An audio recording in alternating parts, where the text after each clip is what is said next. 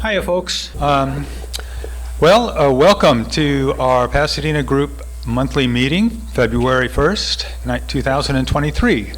My name is Bill Joyce. I'm the chair of the Pasadena Group, and I want to welcome you all and thank you for coming. Tonight, we're pleased to host members of the Los Angeles County Department of Parks and Recreation, and they're here to talk to us about their very extensive system of hiking and multiple use trails that the county maintains, all for our benefit. I know a lot of you have been with us for many, many years, and you know all about the Sierra Club. Many of you are members. Some people get a little mixed up about this Sierra Club or that Sierra Club. It's all one club. It's one big club. It's a nationwide club. Then we have a subdivision of chapters. There are many, many chapters. I think there's about 63 or so. The Angeles chapter, which is in Los Angeles, is one of the biggest chapters in the country. And the chapter itself is subdivided into regional groups, of which one is the Pasadena Group. So we're part of the Angeles chapter, and the Angeles chapter is part of the National Sierra Club. I just wanted to mention, if you go to the website of the Angeles chapter and click on News at the top of the menu bar, then you'll have access to the latest editions of SoCal Now, which is a chapter publication, and the Southern Sierran, the good old Southern Sierran. We're ready for our presentation now. I'm going to bring up our program manager, George Vine, and he's going to introduce you. Just one quick announcement before I introduce our speakers. Some of you may know about the Pasadena 100 group, which is a coalition of like 23 nonprofit institutions in Pasadena that since May has been trying to get the city to commit to go to 100% fossil-free energy by 2030. And I am the Sierra Club's representative on the Pasadena 100. We've been working our tails off really since May, tabling and trying to get PWP customers to sign postcards to support that goal. And I just wanted to let you all know that on Monday, the Pasadena City Council agreed to a resolution to go to 100% fossil-free energy by 2030. And the council approved it 8-0, so it's official policy now. We have 4 speakers from the Los Angeles County Parks and Recreation Department, and they'll speak on LA County parks, trails, and natural areas. We all hike on LA County trails, and we probably don't even know it. They will describe the present extensive system of trails and what the future portends for LA County trails. Sheila Kleinneck is on the trails planning team for the department. Sheila has been with Parks and Rec for over 15 years. She was the project manager for the 2016 countywide Parks Needs Assessment, which resulted in the passage of Measure A, which was voted in by LA County to meet current and future parks needs. Lucas DeGraff is Trails Maintenance Supervisor, oversees over 233 miles of multi-use trails and multiple equestrian facilities throughout the county. Lucas may be looking for additional volunteers to help man or woman the county's trail maintenance effort. Nemi Navar is the Regional Park Superintendent at the San Dimas Canyon Nature Center and Regional Park, which is one of the 8 nature centers managed by the department. And Kim Basso is the Natural Areas Administrator for the department. She oversees the Dean Dana Friendship Park and Nature Center, Eaton Canyon Natural Area and Nature Center, Vasquez Rocks Natural Area and Nature Center, and the Devil's Punch Bowl Natural Area.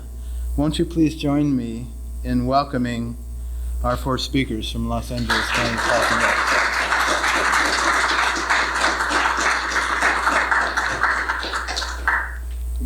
Hi, everybody. So my name is Noemi. I was going to do the introduction and introduce everybody, but George took care of that for us, so that's great. But we do want to thank you for allowing us to be here today with you guys. And I do want to share how we got invited, how we got our special invitation here. So Lucas was called to fix the gates, right? And Eric so gratefully was like, hey, do you want to come hike with us? And he said, maybe not today, another day. So then Lucas roped me in to hike with him. And there we go, hiking with Eric and his team. He said, we could do this. We barely made it. So if you do the conditioning hike, kudos to you, because we were very prideful when we were able to slap the sign, because it was rough. It was not easy. So that's how we were roped into here, and Eric asked if we can come and join you guys, and we were very happy to do so. So thank you for allowing us to hike with you guys and to be here today. So we are the County of Los Angeles Natural Areas and Trails Division today. And some of you may know, but if you don't, this is, it's not just trails and natural areas. The Department of Los Angeles, County of Los Angeles Parks and Recreation manages over 180 plus parks. That includes regional parks, neighborhood parks, botanical gardens, cultural centers, pools, a natural area division, which we all fall over. So this is kind of a big view of the county and what we have. And so now I will pass it over to Sheila, where she'll talk more in depth about the trails. Thank you, Noemi. Good evening, everyone. So good to be with you all. Thank you for the warm welcome. So happy to be here to talk a little bit about our regional trail network. And it sounds to me, just from some of the brief conversations we've had, that some of you are very familiar already with some of our very popular trails. Many of you might have considered this already while you're out on a hike, but trail corridors in LA County really are some of the, they predate, even our park system. They've been around for decades, sometimes centuries, and it really links us to our past here in LA County. Just a little overview about our regional trail system. We operate, I think George mentioned this, 233 miles of trails across LA County. You can maybe see on this map the orange lines that are showing how extensive and how far ranging our trails are. Thank you. And our trails are by and large multi-use, and what we mean by multi-use is they're soft surface and paving, and they traditionally accommodate hikers, bikers, and equestrians. In addition to the 233 miles of trails that we already have, we have about over 700 miles of planned trails in our adopted trail network. And so that we have our work cut out for us. We really want to expand trails in our region because to serve our growing population. Included, in addition to our 233 miles of trails, we have trail facilities. We have several hundred trailheads and equestrian facilities, and those facilities are staging areas, equestrian centers, rest areas, parks, equestrian parks, and so forth. I wanted to share with you that we have a website and an app that's available for you as a resource. Our website is trailslacounty.gov, and our app is also called Trails LA County, and we really wanted to promote broader access to trails in our region, and so we've developed this as we want it to be the go-to resource for official trails in the county. And we do have some partner agencies that have their trails also on this platform, and so the Santa Monica Mountains, the trails in the Santa Monica Mountains are featured, Catalina Island, and the Forest Service most recently. So we hope to have all the trails that are in this region, not just county parks, but parks that cities manage and other public agencies. We want them all to be hosted here so that if you're out on a trail, you can just go to one place to get your information. I'm going to now invite Lucas to come up and talk about our wonderful Trails crew. Hello, everyone. So we are a small crew.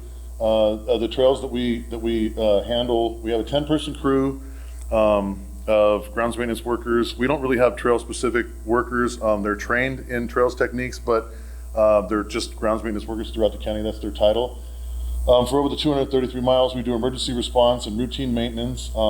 and I'm a little biased, but right there on the bottom, one of the hardest working teams in DPR. I think we are, but that's my crew, so I really think they are. Due to the fact that we're not just within the park system, when we're going up the trails, we have to lug our tools up and down and take, small pieces of equipment. We use these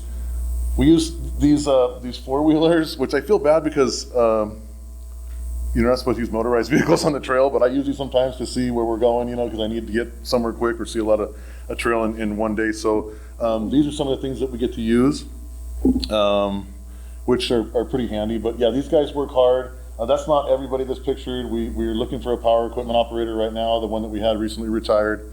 We're still looking to fill a couple more positions, but not everybody's pictured there, but that's our crew in our yard over in El Monte. So we have river and channel adjacent trails. These are trails that run along the LA River, the Santa Anita Wash Trail, the Rio Hondo River Trail. We have the LA River Trail, San Gabriel River Trail. So these are some of the ones that are running next to flood control channels. The biggest one probably being the one that runs from Azusa Canyon all the way to Seal Beach. The bikeway is not ours, but we have a small equestrian / pedestrian trail next to that channel, or that channel all the way down the flood control channel. A lot of desert trails, Vasquez Rocks, some of those other spots that we have that are, more in the deserty surroundings. Foothill trails, which you guys are probably most familiar with. That's the Altadena Crest Trail and some of the other ones that we have along the foothills, Marshall Canyon and some of those other trails. And then community trails. There's a lot of trails in subdivisions. Avocado Heights is a big one where we have equestrian trails around, the entire area of about a 4-block radius, around there, so they can get out of their houses onto the horse trail and into the arenas around that area. Subdivisions, we're putting them in on a lot of new developments. We'll try to incorporate some sort of trail thing there, and we'll take on some of those ones as well. So these are just ones that are behind communities, locking down a Friendly Ridge, the Horse Lane Trail, and a lot of those that are up there are behind properties and through the cityscapes over there, so that people can enjoy those as well. I just wanted to put this slide in here because I wanted to kind of show you guys what we're doing, so you know what trails maintenance does. This is over here on this side is a 5-year kind of snapshot. This is the last year that we closed out the work tickets for. You can see we do a lot of surface erosion repairs, trees, we do weed abatement, we pick up illegal dumping, which happens a lot in a lot of different areas. We fix fencing, so if you see the split rail fencing or the lodgepole fencing all over, we install that and repair those. We do signage, so if a new sign needs to go up, we're kind of changing over from the big tall white metal signs to the smaller, more attractive wooden signs that we're putting in. We do graffiti removals. A big part of what we do right now is people experiencing homelessness, especially along the river trails. They seem to be a lot of spots where people that are experiencing homelessness are congregating, and so we're spending a lot of time right now kind of doing those sorts of things. It's kind of a funny story. When I was with Grounds Maintenance, for a long time, and when I was in charge of parks, I used to oversee about 17 facilities, and I loved the rain because it was just perfect. It would irrigate the entire park perfectly, 100% coverage. It kept people out of the park that were doing vandalism at night and stuff like that, so I loved the rain.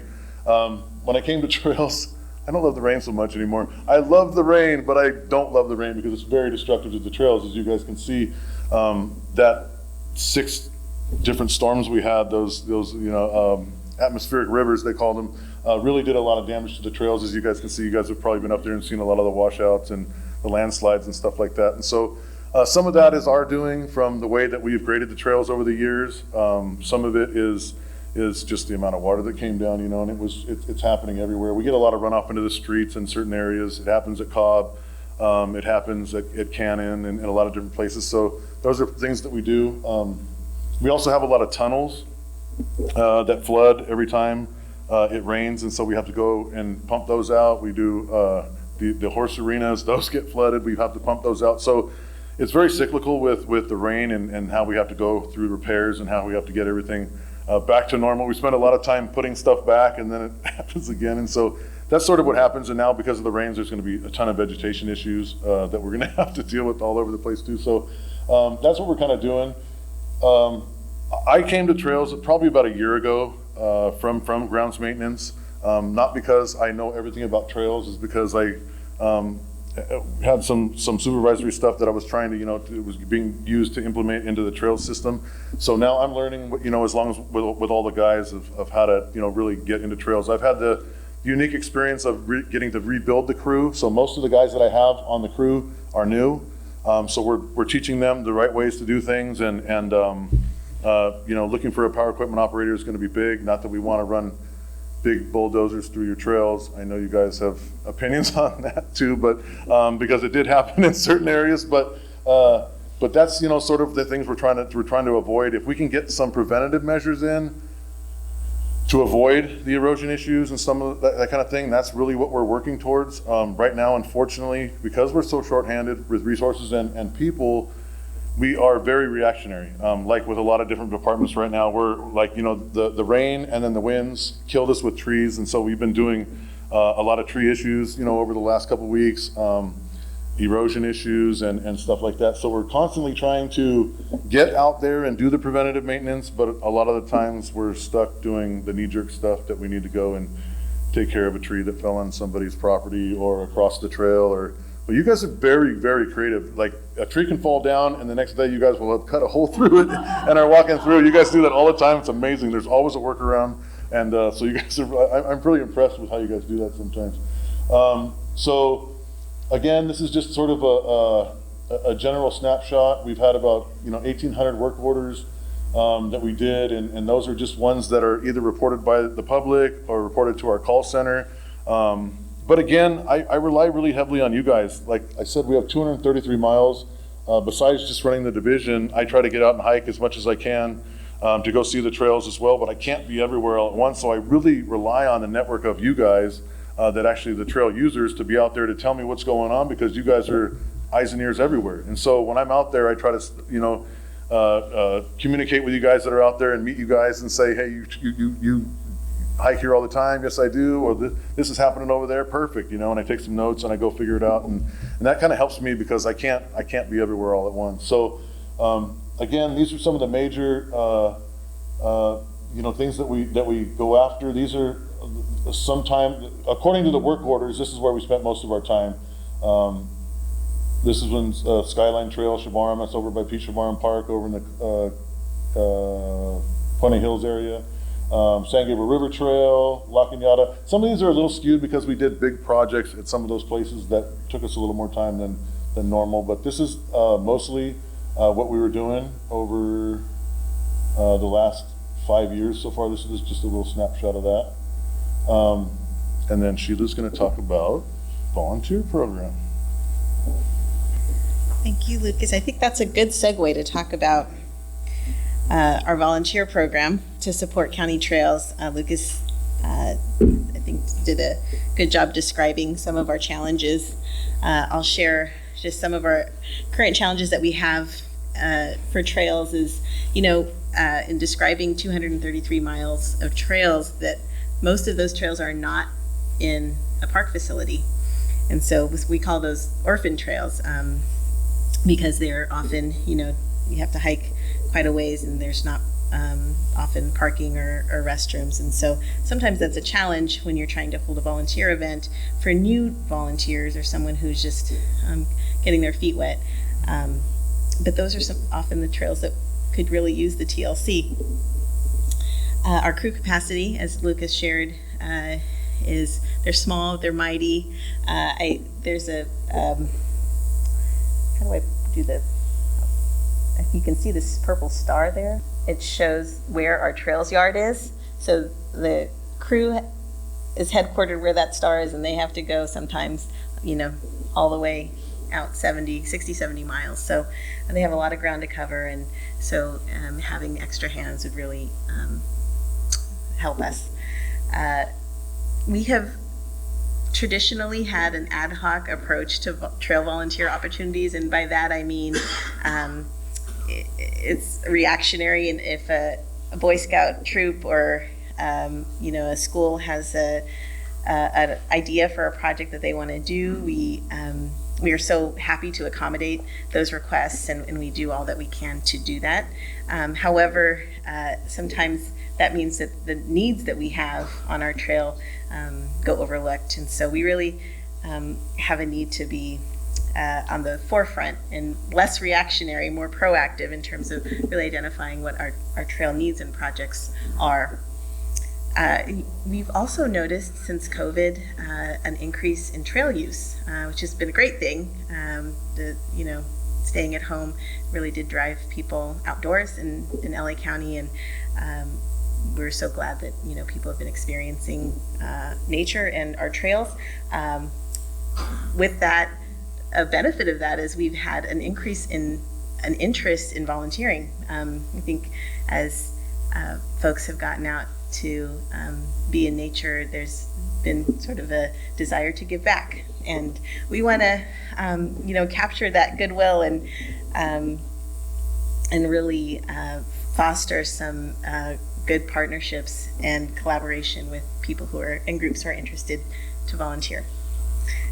So we've been developing a Trails volunteer program framework. As I mentioned, we haven't had, our department has a volunteer program, and Eaton Canyon has a very robust volunteer program here, and that supports this facility. But like I mentioned, we haven't had an organized program to support those orphan trails, those 233 miles of trails that are out, many of them that are outside of our facilities. So we've been working to develop a framework to really take a step and look at, hey, what are our priorities? The work orders that Lucas shared has really helped us know where our crew spends the most time, because that tells us what trails are really haven't had as much attention, right? And so we've been able to take the time to identify priorities. We want our trail volunteer program to meet operational needs, to help support our crew, and we also want it to further stewardship and raise awareness for taking good care of the lands that are around us. And so our goal is to launch this program and provide opportunities for groups and individuals to connect to our trails in a more meaningful way. We've launched a survey for the public to log in and take to really find out where people are interested in volunteering and what the interest is. And that's really going to help us as we build out this volunteer program and start to launch hopefully some pilot events in the future. It will help inform where we should focus on some of our first efforts. So if you can take a picture of that QR code and it will link you to it, but I can also send a link to the survey as well. I don't have a slide for this, but I also wanted to mention that if you are interested in volunteering but don't have a lot of experience in working on a trail, that's okay. We welcome all skill levels. But did want to mention that the Forest Service has a very robust volunteer program, and they offer trainings. And there is a trail summit that's coming up this month, February, that I can also share a link out if you're interested in just learning more about just some basics about maintenance on trails. It's a 2-day workshop. I think there may be spaces still available. I'm happy to share the link, and you can learn a little bit more about trails maintenance. And then I think there's a hands-on activity where you'd go out and work on a trail in the forest. And now I'm going to invite Kim to talk about our natural areas. Hi everyone, how are you today? I had to bring a little cheat sheet, so I'm going to set that right there. So I'm here to talk to you about natural areas, trails, and our parks in general. So I'm not sure how many of you guys realize that we do have a large network of natural areas that are areas that serve as wildlife sanctuaries, serve as educational centers for people coming out to parks to learn and connect to nature. Our our natural areas encompass about 6,100 acres in Los Angeles County. So that's everywhere from San Pedro all the way up to the Antelope Valley. We also have 16 wildflower and wildlife sanctuaries, and those sanctuaries are mostly in the Antelope Valley, and these are undeveloped open spaces where we protect habitat for critical species. We also have a small 13-acre sanctuary that's in the Sunland Tahunga area. And so that's one of the outliers, but the majority of them are up in the Antelope Valley trying to protect the desert environs that are some of the last, especially the Joshua trees. We're losing them at an extremely high rate. So trying to protect those lands and make sure those habitats are there for generations to come is vital. So the 16 wildlife sanctuaries, and I don't know what the rest of this says, so. Oh, we also have licensed non-releasable animal ambassadors at most of our nature centers. So if you ever want to meet some of the native wildlife that you would see out in the parks, you're welcome to come by one of our nature centers and do an animal meet and greet and learn about some of our native wildlife. So the trails in the natural areas, I do want to let you know, are a little bit different from like Lucas's trails. So Lucas's trails are county trails. They're multi-use trails that are on a network and mapped out and are on that beautiful app that they've put together. The trails in our natural areas are what we call interior trails. These are usually smaller trails that aren't a part of the big county network. They usually aren't multi-use, so they are usually just serve as hiking trails or maybe some equestrian trails. We have very few that are mountain bike trails because our goal is resource protection, and so we don't do big, wide, multi-use trails in our parks.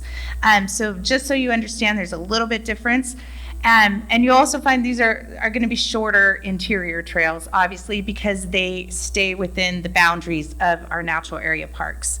So this particular park here is Dean Dana Friendship Park. It is in San Pedro. And it only has about 1.5 miles of trail because it's only a 120-acre park.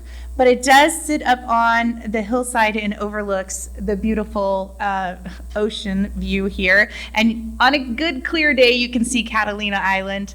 But the view itself is like a 360-degree view. So you can look at Catalina Island and then scan around and see the shoreline of Orange County, the harbor of LA, look up at the San Gabriel Mountains, and then turn and just come all the way back around. It's really a beautiful view.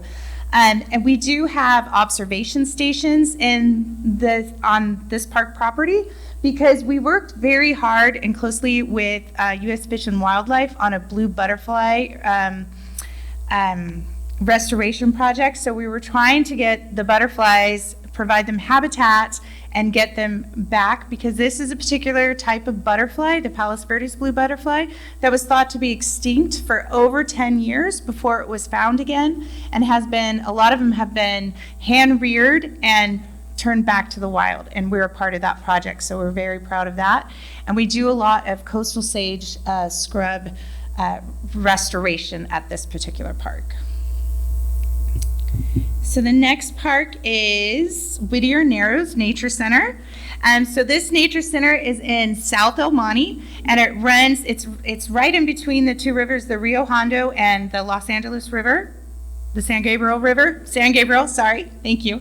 The San Gabriel River and the Rio Hondo. The park itself is about 400 acres. It's quite large.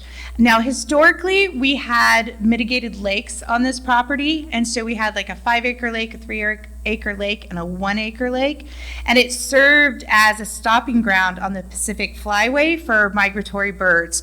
So it has historically always been a great area to go if you are a birder. We invite you to come out because there's still a ton of species that still use it, even though the lakes have been dry for several years now. They still do stop along that way and utilize the river. And then, of course, Leg Lake, which is across the street at the big recreation park.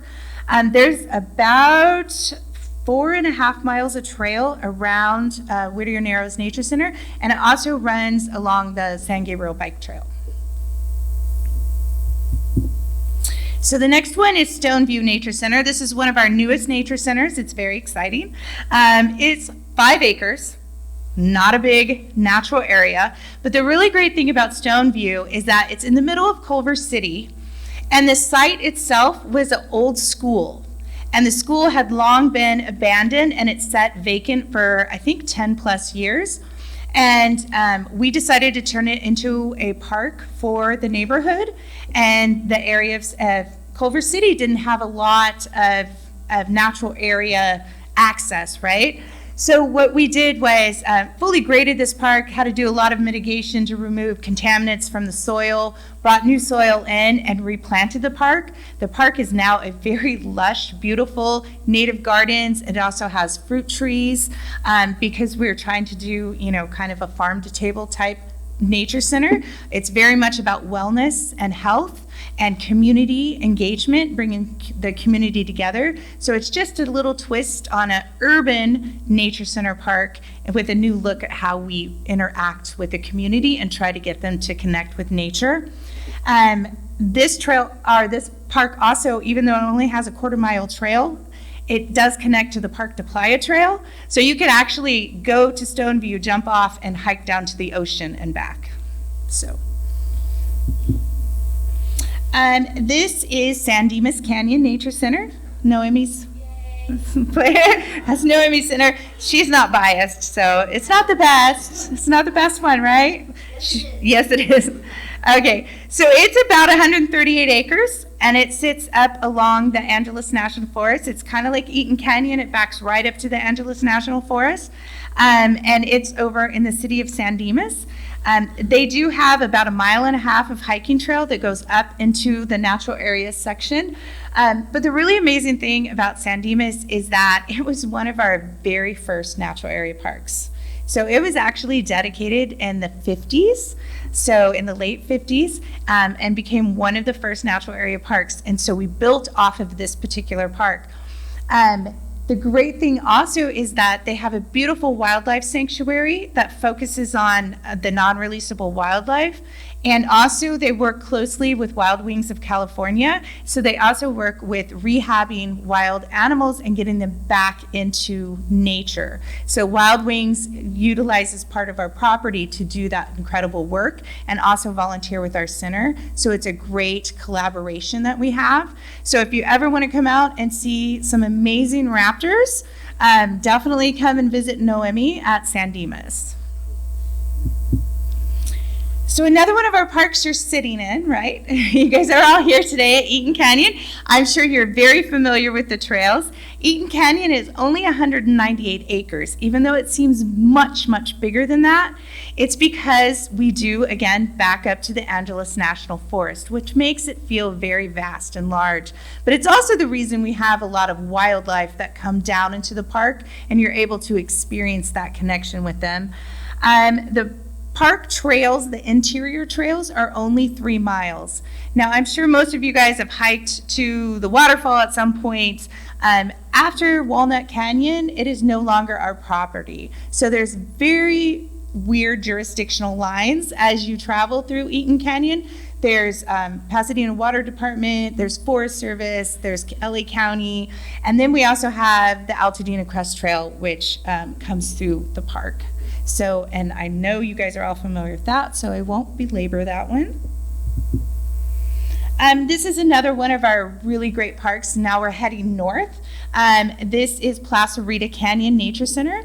Placerita Canyon was an old state run, well, it's owned by the state of California, so it's a state park, but the state of California turned it over to LA County 50 plus years ago and allowed us to manage it. So we have a 50-year lease that has just recently come up and we're renewing.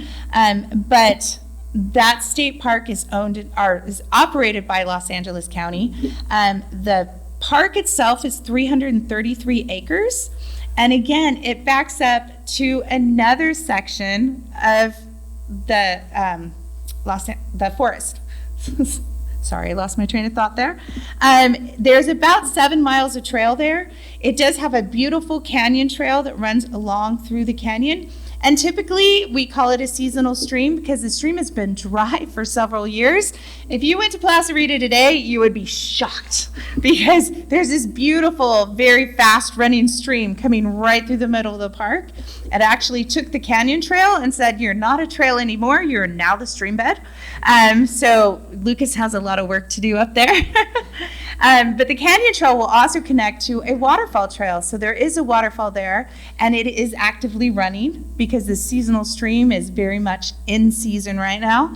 And also the Los Pinotos Trail, which will take you up into the Angeles National Forest. But I encourage you, if you have a chance, go out and see Plaza Rita because it's beautiful. I was out there last Saturday, and I had so many people that have been going to Plaza Rita for years, and they're like, I never knew this stream had water. So they were absolutely shocked to see how beautiful it was while it was running. Oh, I'm sorry. Plaza Rita is in Newhall. So, yeah, and it's off Plaza Rita Canyon Road, which you can get off right on the 14. Sorry about that. I forgot the city on that one.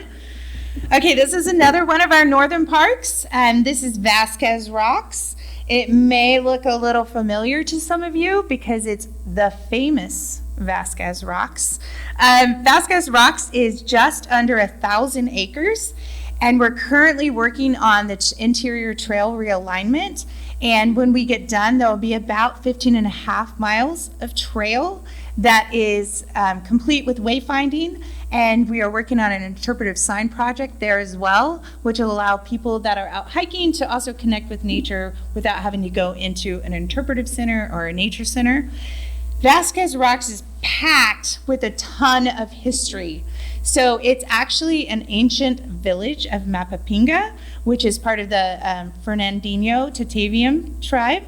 And we are working closely with the tribe to ensure that the interpretive signage that we do also reflects the cultural history that has been silent for a long time in that area. So we're very excited to bring that to the public as they visit Vasquez Rocks. It's also a very known, the reason why it's so famous, it's a very known movie location. So after I started working for the county, I used to drive my family nuts because we'd be watching television and I'd be like, oh, stop, pause it, look, Vasquez Rocks. And they're like, yeah, okay. And I'd be like, no, look, there it is again, like different commercial. And so, yeah, they got over it really fast. But pretty much any car commercials, music videos, major movies, a lot of them happen at Vasquez Rocks. And I think it's most famous for Star Trek. If you were a Star Trek fan, this is very excited back here in the back. This is where Kirk fought the Gorn, was here at Vasquez Rocks, yes. All right, so now we are moving on to the Devil's Punch Bowl, which is the it's the farthest northern park that we have, not including our sanctuaries. So our Devil's Punch Bowl is all the way out in Pear Blossom. Sorry, I forgot to tell you, Vasquez Rocks was in Agua Dulce. Sorry about that. I'm just so used to where they are, I forget, I have to tell people. So the Devil's Punch Bowl is out in Pear Blossom, which is on the opposite side of the Angeles National Forest. So I was there Saturday, and the backside is covered with snow. It's absolutely beautiful. There's a picture? There's a picture at the end, Noemi says. But yeah, it is covered in snow right now. The Punch Bowl is famous for its rock formation that looks like a giant punch bowl. It's also one of the areas where the San Andreas Fault runs directly through, and you can actually see it from the overlook. You can see where the landscape changes from the fault lines and how they run through. Unfortunately, in the Bobcat Fire of 2020, we lost the nature center that was there. It was a very quaint little nature center, and it burnt to the ground. But we do have an old house that was made of cinder block that didn't burn. So our staff is working out of there and still doing geology talks and ecology talks and encouraging people to come out. The park itself hosts about, see in my cheat sheet, I had to find out how many, 6.5 miles of trail. And one of the best trails I've heard, I haven't done it, but one of the best trails I've heard is the trail to the Devil's Chair. A lot of people have gone to the Devil's Chair and come back with photos of bighorn sheep, which is totally cool, right? I know, I agree, wow. And that's one of the reasons I need to get out there. They also have a 1 mile trail that most people use, but I can tell you I'm not good with quick elevation gain. I can get down in that canyon really easy, but man, it takes me a long time to get out. So you have to be good with the elevation gain. All right. And it is 1,350 acres, so it's one of our largest natural area parks. And then that leaves our wildlife sanctuaries. So our wildlife sanctuaries, again, are about 2,600 acres, but that's a hodgepodge right now. We're working to try and figure out areas that we can acquire to try and make some connectivity to get those together and build some wildlife corridors. But we do have some parks that have desert tortoise. We have others that have cactus wren and thrashers and Joshua tree habitat and creosote bush habitat. And so there's a huge variety of desert environments that you can enjoy. And again, if you're choosing to go out to a sanctuary, definitely give us a call and let us know, because some of them are not easy to find. And they are a little bit remote. So there's no parking lots, there's no restrooms, there's no buildings. It's just beautiful open desert. Yes. This is Gerhardy. So this is Gerhardy Wildlife Sanctuary. Yes. And I expect this year we might have a good wildflower bloom. So in years past, we've had super blooms. For the last few years, the wildflowers have been really not anything to write home about. I mean, you got to look for them. But I have a feeling with the amount of rain we got either this year or maybe next year, because usually it's the year after a good rain, you get a super bloom. So we're really hoping that we will see some wildflowers out there. And if you check our county website, a lot of times Olivia will post and see if there's wildflowers out. Or you can always call and check in with us. So we'd be happy to show you. And then there is the snow at the Punch Bowl. Yeah. So that's the end of my presentation. I'm sure you guys all might have lots of questions. So any of us can answer questions for you, so feel free to holler at us and let us know. Thank you.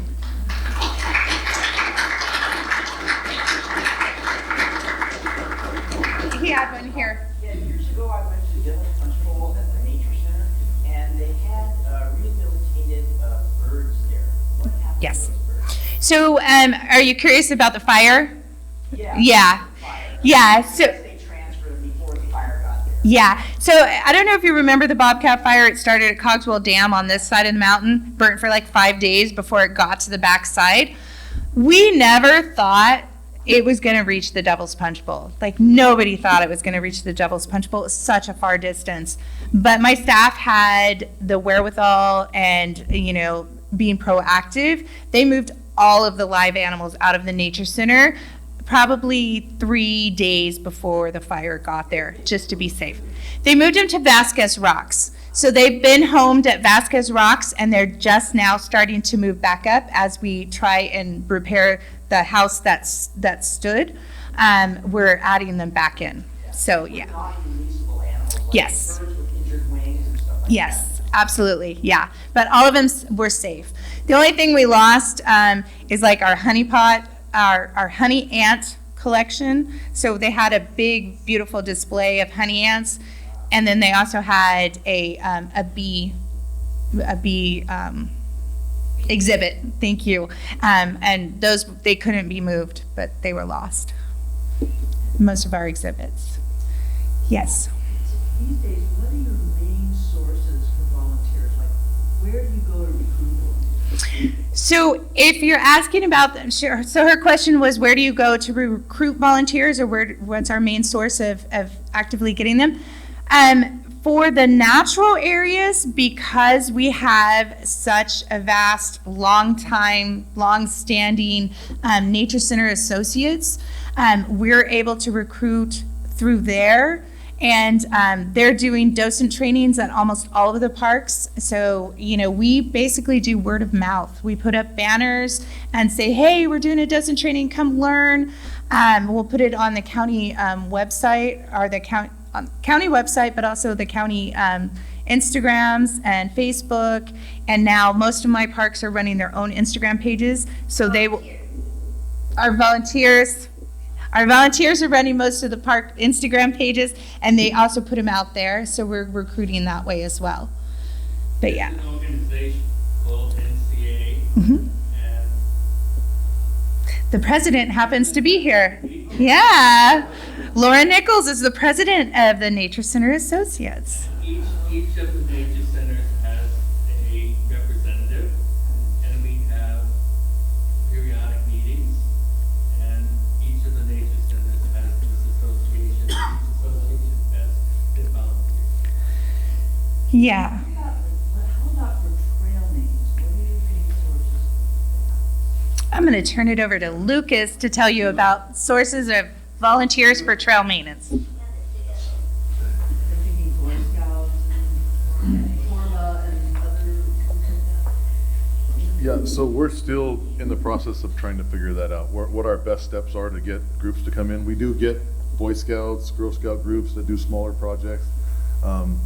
Sometimes they're projects that we supply everything for, and they do the work, and they take the glory. But we use them for a lot of the different stuff that we do. We're still trying to figure out logistically how and where to do our events, and that's why we're partnering with Natural Areas, because they're good at events and they're good at volunteers and stuff like that. So we're trying to glean some knowledge from them and figure out how you guys run your volunteer stuff, and where.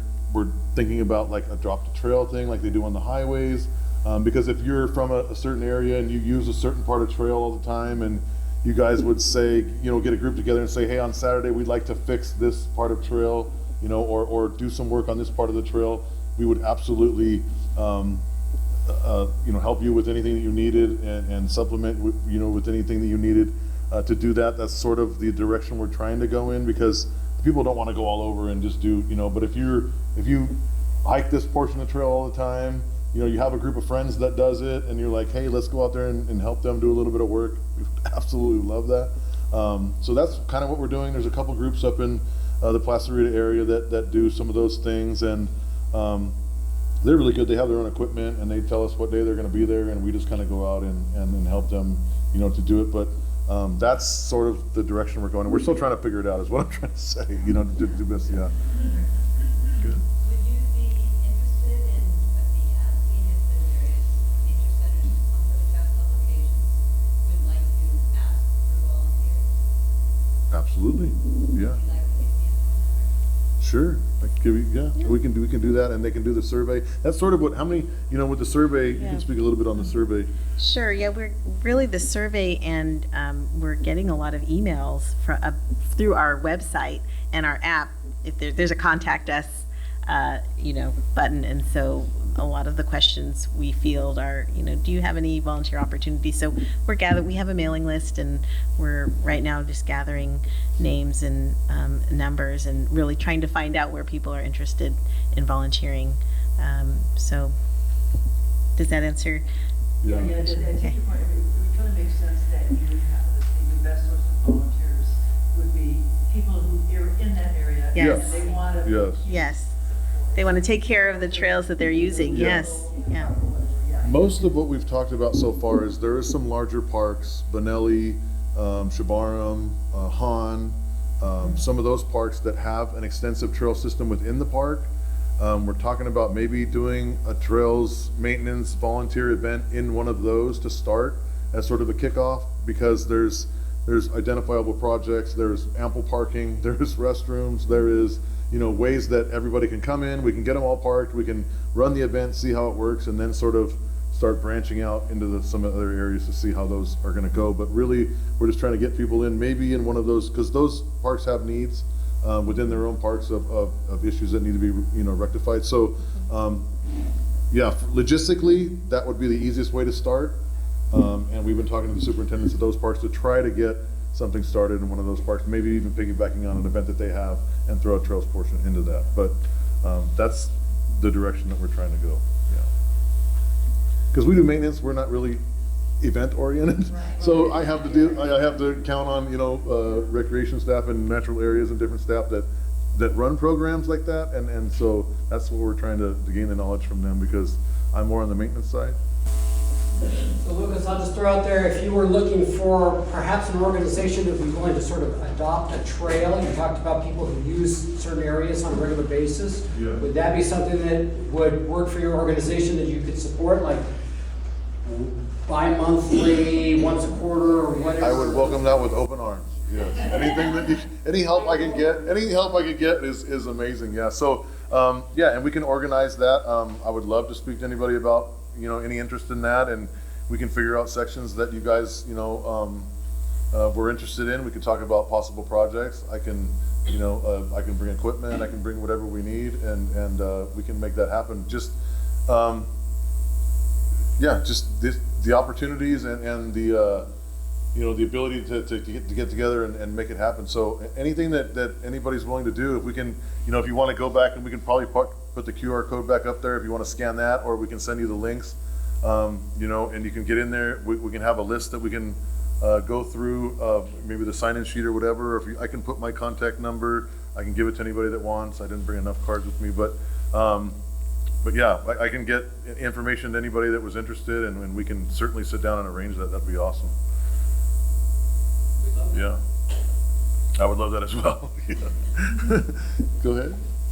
I have a question that has not to do with what you can get a volunteer to do, but how to get the system to take care of. You mentioned that the Eaton Canyon goes up as far as Walnut Creek, Walnut Canyon. Well, I'm not sure who's responsible for that intersection, but there are multiple signs there that some have been there weathered for years, and then they've been covered with spray paint, and then they've been covered with being broken down, and it's a real mess. Yeah, we're gonna get that taken care of here real soon. We're currently working on a new wayfinding and interpretive sign project for Eaton Canyon. It's one of our parks that we have funding for.